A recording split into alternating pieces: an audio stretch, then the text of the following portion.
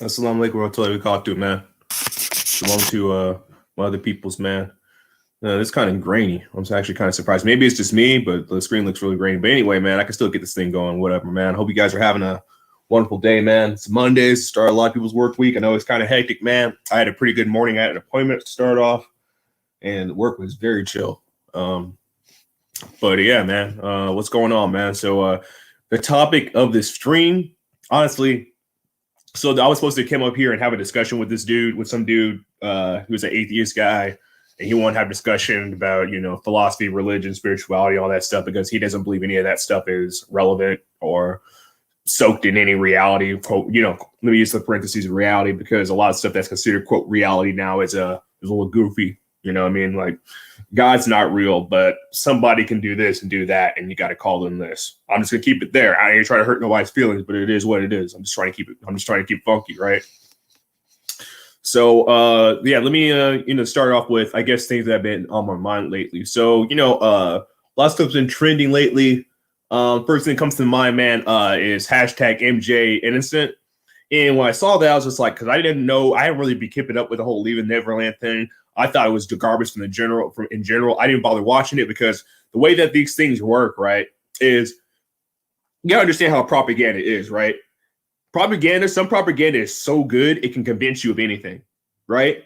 For instance, I've seen like the Z Guys documentaries, and I've been seeing Nazi and communist propaganda, all different kinds of stuff. And see, the thing is about propaganda, right? Is propaganda the difference between a documentary and something that's actually it's something that's not propaganda is this. For one thing, Leaving Neverland was, from the information, the research that I did, such as looking at summaries and critics talk about it, is one thing has been certain: it does not give an alternate perspective on this. They do not interview any of Michael Jackson's lawyers, Michael Jackson's family and stuff like that, to give their side of the story. All you hear is the people that they want you to hear, right? And that's the thing. That's what's problematic about it, right? So, I mean, I heard today that for the third time, the judge knocked down the rulings of both of the accusers, because I'm not going to give them any more clout than they already got, right? And so I'm really happy, man. And I know it's like, oh, you're biased because Michael Jackson fan. You have no idea, like, what that band and what he meant to me culturally growing up, man. I can tell you this. There's very few activities my family did together as a family, because my dad and my mom were always busy and stuff like that, and especially right before the divorce. But one of the things I cherish in my heart is we used to have a Michael Jackson video dance-off. And everybody had their own Michael Jackson video that they would do the choreography to. Of course, we couldn't do it as good as him. But, man, alhamdulillah, bro.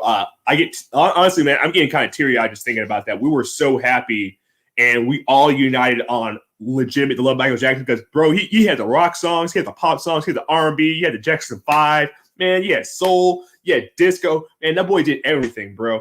And he was a stand-up guy. And he rubbed people off the wrong way because he's a little different. And I can tell you what, I had a similar childhood compared to Michael with how his relationship is with his father. You know what I'm saying? And, much respect to my dad, but we don't get along. I don't talk to the guy for various reasons. And I understand that kind of mentality of somebody that isn't that. I had a Peter Pan syndrome. It took me a while to mature.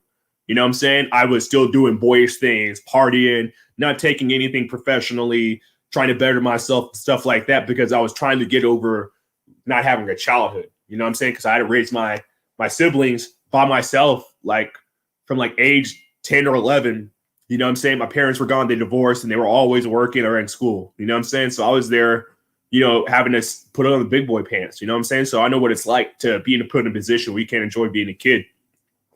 I see you guys some comments, Shango, my man, and I'm not going to mispronounce your name, man, but I'm just going to call you sir, if that's cool, man. Maybe you can get on and correct me on how to pronounce your name, my brother, but I see you a lot, you know what I'm saying, in similar spaces, man. Salute to you, man. So, man, I'm happy that, my boy MJ got exonerated again, you know what I'm saying, proven innocent again, and I don't want to hear any of these freaking SJWs come on my man Mike ever again, because in regards to what he did to his skin. I've seen the interviews. He still identifies being black. You know what I'm saying? Real talk. And the music industry hated him in the end because he was trying to have ownership of himself and his image, man. And so this goes out to, you know what I'm saying? This goes out to all the haters, man. That talked that crap about Michael for the last couple of years, man. You know what I'm saying? And shout out to any black man, especially any black man falsely accused, man. You know what I'm saying? My heart goes out to you, man, because the media will love you 1 minute, you know what I'm saying? And it'll tear you down the next. My second thing, this kind of goes into that too. Blueface, right? Everybody knows what Blueface is about. Blueface, obviously, he's crippin', he's doing this, that, and the third. You know what I'm saying? I don't really follow rap like that, but this kind of came up on my feed, so I'm going to talk about it, right? Because this is interesting. This is something that I think is culturally relevant, right? So my man Blueface, right? I'm not a really big fan of his music. Man, last time I was in that club ever, they played a song Bust Down Tatiana, and I thought it was the stupidest song ever. But whatever, man. That night, you know what I'm saying? This is back in the day. Don't let me get me, you know, don't hold this against me. But, you know, that night I got lucky. Let me just say that. Moving on, you know what I'm saying? I guess you said the but moving on, man. Yeah, he got criticized because I guess he went live on OnlyFans talking about, well, basically he makes his groupies get tattoos and they live in bunk beds. And some people are outraged about that. I'm going to say this, bro. Women say and do is what women say and what women do are two different things. Since the beginning of the entertainment industry, women throw themselves at men that are entertainers, right? Regardless of their character. I mean, Blueface has literally songs disrespecting women all the time, but yet women, so-called women, still flock to him to be mistreated. So I don't care. I don't care if it's cool victim blaming. They want that shit, bro. They wouldn't be there if they didn't want to be. Sorry, I'm shaking. The laptop wasn't talking because it got on my lap. But you know, if they didn't want to be subjected to that, they shouldn't be there, because a lot of these guys, they tell you from the jump like what the deal is going to be. You know what I'm saying? This goes back to all the old rock bands. They're like, hey man, I don't care about you. I just want to get in your pants. Like I don't care how much I do, because I actually, like, to be honest, a lot of female fans, they like the music, but I mean, lyrically or the instrumentals and all that stuff, a lot of them have no clue and they don't really care about that. They care about what the music is about and how the people look. You know what I'm saying? At the end of the day, I'm just gonna be pretty honest, man. A lot of some female fans, don't get me wrong, there's actually some genuine female musicians, fans, entertainers, don't get me wrong, but a lot of them, the reason that guys like music and the reason that women like music, sometimes they really don't overlap. You know what I'm saying? Because they're more bigger into the image. That's why a lot of bands are like, oh, we're going to wear this. We're going to wear that. We're going to have our hair look like this. You know what I'm saying? We're going to talk like this when we do interviews and on stage and stuff. It's because they're projecting an image, right? And they know that women are the biggest consumers. They always have been, right? So when the media industry has men, especially that are considered, quote, attractive, and they put them out there in their music, they have a complete package and they market it to get women to go to shows. Because a lot of women, like, especially the most popular genres of music, the main consumers that go to the shows and stuff always have been women. Even go back to heavy metal, man. Believe it or not, depending on what genre, like if you talk about like hair metal, that was like shows 90% women. You know what I'm saying? Like 70s rock bands, a lot of women. They'd be lined up along the block to get smashed. You know what I'm saying? So it's disingenuous. This is another feminist narrative, because some of these same girls that talk about this and that of how to get a tattoo, bro, I can tell you from personal experience, man. I've dated girls that want to be choked out. I've dated girls that like get spat on. I've dated girls that like being called all kinds of names. I dated girls that like feet on their face. I dated girls that like talk about BDSM. I'm not into any of that stuff. All the stuff I just talked about, I'm not into any of that. I think that's overboard. I think if you're into that kind of stuff, you need some help. I go like when I was like, you know, in a relationship, or I was like, you know, out there, putting myself out there. I'm just gonna be honest. I'm kind of trying to keep it PG, trying to keep it halal, but I gotta keep you guys' perspective, right? When I put myself out there, bro, even if it was a girl I didn't like, and I was just trying to get in her pants, I still wouldn't do that stuff. Because to me, that's just degrading. That's just me as a man. That I'm afraid of like tapping into that and then going too far.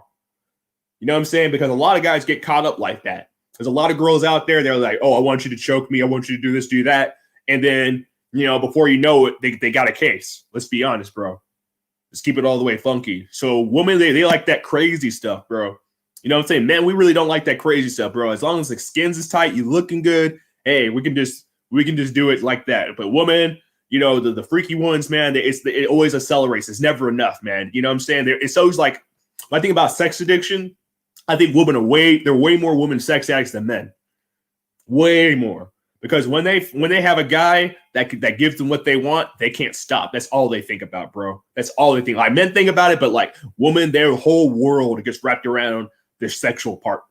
I mean, that's why you have a lot of females dating dudes that treat them like crap. That's why you got a lot of females. Their baby daddy is a piece of trash. But hey, man, every time he come around, she opened it up to him, even though he doesn't pay child support, doesn't visit the kids, whatever, man. Let's be honest, bro. This is nature, bro.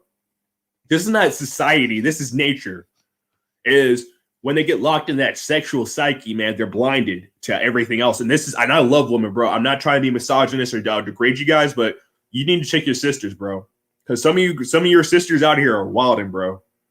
They're wilding. And then 20 years later, they want to cry about it on national TV and write a memoir about how they were mistreated and stuff like that. Like, it's 2021. You know what the game is. They even teach this at the most mundane sex ed. Like, there's sex ed classes. I took sex ed in the Texas, right? They have absent classes, right?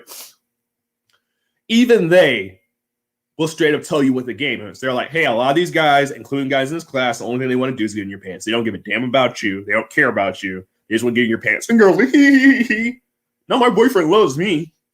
The guy I have a crush on and send letters to, he loves me. A lot of these guys don't even tell them that they actually love them. That's even the crazy part about it. A lot of guys out here that like girls like, oh, it's manipulating stuff. A lot of guys really ain't even saying the L word to you guys. You guys just think that because you're sprung. Because he makes you feel some type of way.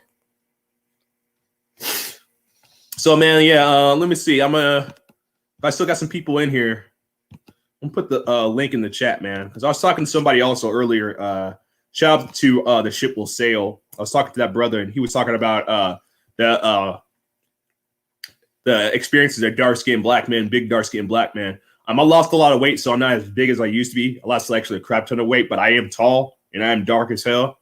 And I do notice that I have to watch how I talk and speak to people. And also, that's one of the reasons to kind of keep wearing glasses, man. I could get LASIK if I wanted to.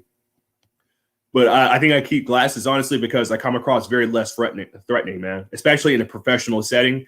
When I'm working in an office and I'm working on a lot of people that you work in an office, for instance, people, you know, the first thing they want to feel is comfortable and safe. And they're, quote, intimidated by certain posturings and stuff. And the whole, there's like this feminist mentality of toxic masculinity and mansplaining and this and manspreading. And they have this a billion different things that are wrong that you do if you're a man, right?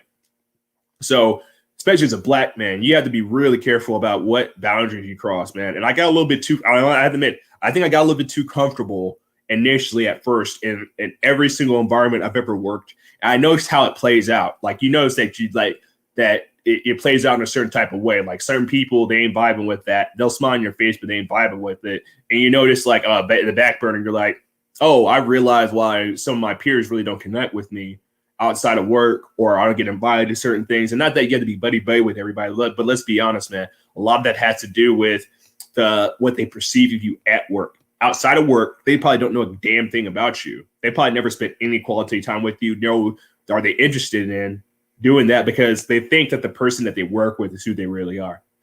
And that's not true. And that's like kind of funny. That's what I notice about men in the workplace versus women in the workplace. I think a lot of guys, they kind of know how to separate the two. But I think a lot of women, they are the person they work with. So that's why they really like a guy that they meet at work, because they show who they really are. Like, that's their actual personality. You know what I'm saying? In the workplace. So, man, yeah, that's been on my mind, man.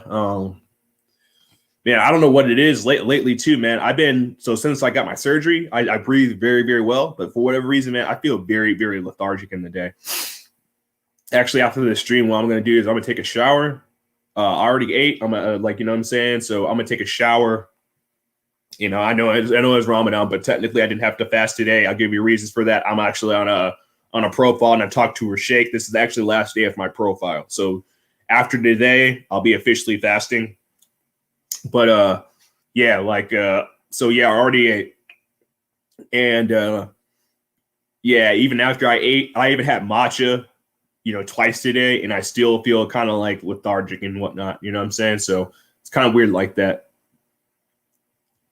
Give a couple more minutes, man, because I don't want to sit up here and rant, you know what I'm saying, the entire time, because I initially was supposed to have somebody come up here and I was supposed to go head to head with this guy. I sent an email reply back, but, you know, I'm not going to keep bugging the dude. I got a million things going on right now. You know what I'm saying? I got a lot. I'm really busy at work.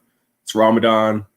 Got a lot of thinking going on, you know what I'm saying? And also, you know, just have a life, man. You can't be on these YouTube streets the entire time, man. That's why some of these YouTubers, man, they really get to me, man. Like, some of them are good, you know what I'm saying? They have a lot of YouTube presence. Shout out to man, Red Sings the Blues.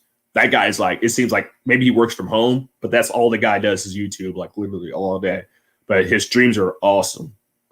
Check out that brother's work, man. Hopefully one day, inshallah, man, I'll be able to have a one-on-one with him or something. So I guess that's it. Yeah, y'all have a good night, man. I'm sorry that this show could have been a more lengthy or whatever, but I was waiting on this dude to come in. And I'm not going to sit up here and wait forever for him to come through. I'll put the link in the chat, see if anybody that was watching would want to come up. But you know what I'm saying? Since I got no takers, man, I think I'm going to end this quick because I got to catch up on my salons, man. I missed out to Duhur and Asr. So, yeah, and Maghrib's right around the corner, about 45 minutes. So, thank you guys so much for joining. Catch me on the next one. I'll try to do one tomorrow, man. But I just been through a really lethargic. So bear with me. You don't see a lot of lives. I'll do a lot of videos, upload a lot of videos, I think, in the meantime, to kind of keep you guys annotated, whatnot, and all that good stuff. So take care, guys. Assalamu alaikum wa rahmatullahi wa barakatuh, man. Take care. I love y'all.